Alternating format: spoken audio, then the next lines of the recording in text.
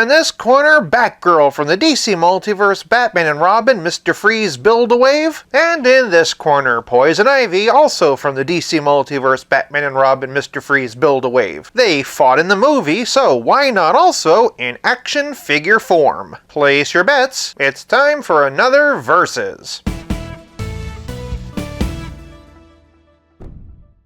Welcome to 5 points of articulation. Starting off with the packaging, and since these two figures come from the same wave, they come in essentially the same box. Only difference is the text. That said, as DC Multiverse boxes go, these ones are pretty special for having fancy, colorful sides. That including the Batman and Robin movie logo. Flipping it around and even the backs are the same. Only difference there being the key showing which parts come with which figure, and the instructions on how to assemble them. That said, the most meaningful difference is the barcode, so for those looking for them in store, here's Batgirl, and here's Poison Ivy. For packaging, this round is a draw. Moving on to presentation, and Poison Ivy stands at a staggering 7 1/4 inches, whereas Batgirl stands at 6 3/4.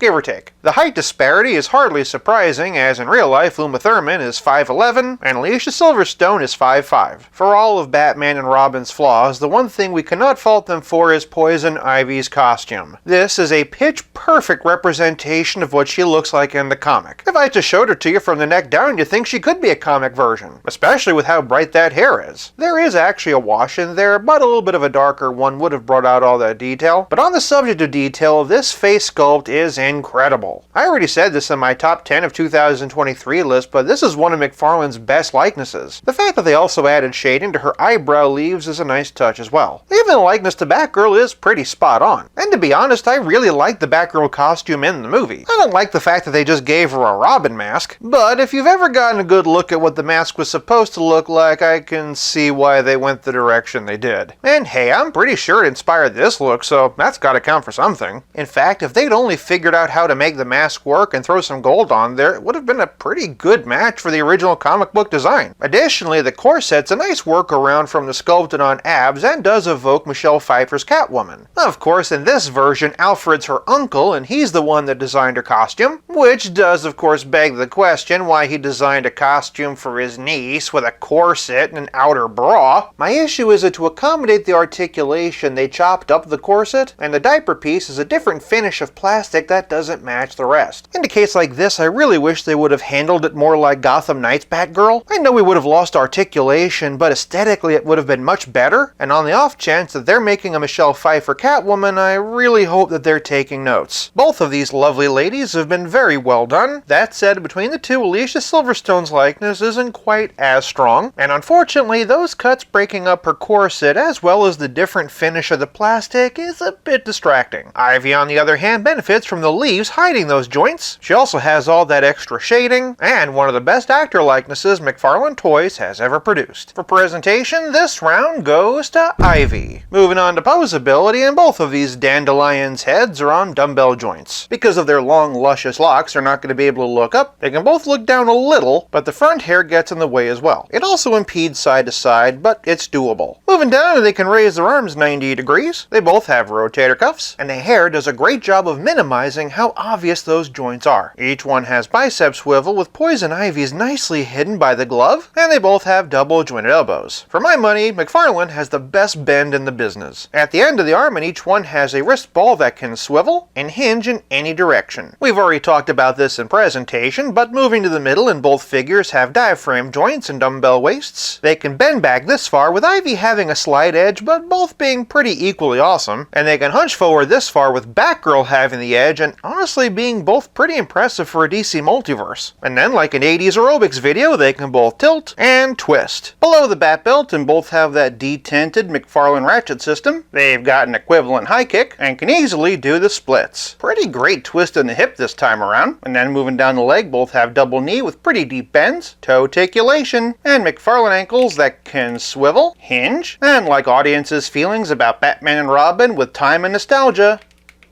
pivot. In terms of articulation, these two contenders are evenly matched. For posability, this round is another draw. Moving on to playability, and in terms of accessories, these two femme fatales are fairly evenly matched. Each one comes with a trading card, but both have the same generic write-up that's just really the synopsis of the movie. Of course, they each also have a figure stand. Ivy was given a little bit more foot to accommodate hers, whereas Batgirl's is in her extra thick heel. As notoriously difficult to stand as female figures can be, I'm really grateful that they found a way to accommodate that. Otherwise, Batgirl comes with Mr. Freeze's head, his shoulder pads, and his ice gun, whereas Ivy comes with his body. As much as other character-specific accessories would have been appreciated, I really wish that there was also a Mr. Freeze trading card. All the trading card images were taken from the official movie poster, so it would have been really cool to have Mr. Freeze to complete the set. All I'm saying is, McFarlane, if you're listening, if you wanted to release a single-carded version of Mr. Freeze, maybe with his goggles and wings, and include this trading card, well, I'd buy it. But playability is more than just accessories or pitching other action figures. It's also about how well your figures play with others. For those who want to customize Poison Ivy into a comic version, here we have some comic villains, starting with the Joker. This is the clown version, and here we have the Mortal Kombat 11 version. Next up is the Arkham City Penguin. Rumor has it we're getting a classic version as part of the Collector Edition series. And then here we have Nightfall Catwoman, who's a wonderful example of what I was talking about with female characters and heels. I haven't had any problems with Batgirl and Poison Ivy, but Catwoman is a nightmare. And then for Riddler, here we have the Arkham City version and the classic bodysuit version. Moving into the Bat family though, and here we have Tim Drake Robin. As for Dick Grayson and some Nightwing options, and here we have the Better Than Batman version, and also the Titans Way version, but for a more realistic option, and here's Gotham Knights. Of course, the most important Dick Grayson for our conversation is Chris O'Donnell. Robin brings us to Batman and to George Clooney. Here we have Keaton for those who want to customize Barbara into the Batman 89 comic series, but for the curious, and here we have Val Kilmer from Batman Forever, and Robert Pattinson from The Batman. And lastly, for some comic and video game options in order of release, here we have 3 Jokers, DC Rebirth, who admittedly is a bit short for either of them, Page Punchers, who's also too short, Arkham City, who scales better but does still have the issue of those gangly legs, Hush, who's actually a pretty decent height for Poison Ivy, and finally, here we have Nightfall in all his blue and gray glory. For a relative scale comparison, here's Batgirl and Poison Ivy with Pizza Spidey and the Spectacular Spider-Man, and as always, here they are with Stealth Iron Man. Of course, one thing I'm sure you'd love to see are some Batgirl head swaps. First up, and here we have Art of the Crime. It's interesting because this one actually does feel kind of like a combination of movie and comic Batgirl. It also scales pretty well, but it does also look kind of cartoonish. Other way around, and I kind of like this. Maybe it's just because of the colors, but if you feel inspired, well, there you go. Next up is 3 Jokers. If you want to make a general live-action looking Batgirl, this is the head swap. If only they could have done something like this in the movie, just bear in mind that the head's a little bit small for the body. Conversely, this one really highlights my point about the power that colors could have made in Alicia's costume. You just see those yellows, and even though the mask is wrong, you know it's Batgirl. Hopefully someday we get a great Barbara on the big screen. And then here we have Gotham Knights. Similar to Art of the Crime, and this has that kind of sort of hybrid design between movie and comic, this head is definitely on the small side, but at least it is more realistic. Other way around, and this head is comically too big for this body. The great thing about Poison Ivy is that she's just one good head swap away from being a perfect comic book version. Unfortunately, I haven't quite figured out what that head swap is yet. Currently, my only idea is the Marvel Legends She-Hulk head. Personally, I think this scale is great, but of course it would need repainting. I'm also curious about the Marvel Select Sue Storm head. I have seen a couple of good customs reimagining this as Dinah Mayer's version of Batgirl from the Birds of Prey TV series, but the potential for a comic version of Poison Ivy scratches a much deeper itch. For playability, this round goes to Ivy. This leaves us with nothing left to discuss but the price. The entire Batman and Robin movie wave retails for $24.99, and while the entire wave is predictably challenging to get a hold of, Batgirl seems to be the easiest one to still find for retail. That said, on the aftermarket, Ivy's only averaging for about $40, which is still high, but not as bad as other figures we've been looking at. Even so, for price, this round goes to Batgirl. Curses! But the battle goes to Poison Ivy, 4-3. Agree? Disagree? Sound off in the comments, and now that we've looked at Poison Ivy and the Bat family, that can only mean one thing. Winter is coming.